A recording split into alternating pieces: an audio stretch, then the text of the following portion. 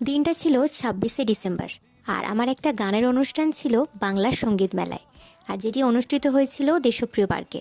আর এই বছর নিয়ে আমার কিন্তু ৪ বছর হচ্ছে আমি বাংলা সঙ্গীত মেলায় পারফর্ম করছি।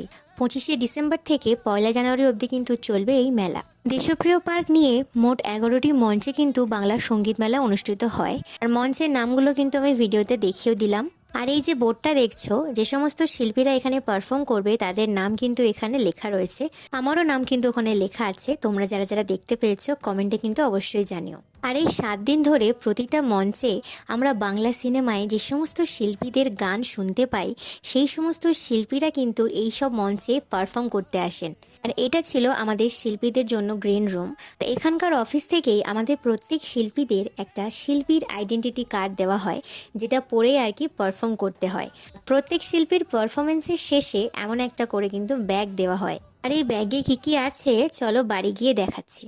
তো এই ব্যাগের মধ্যে ছিল একটা সুন্দর মেমেন্টো, আর সাথে ছিল এই একটা বই।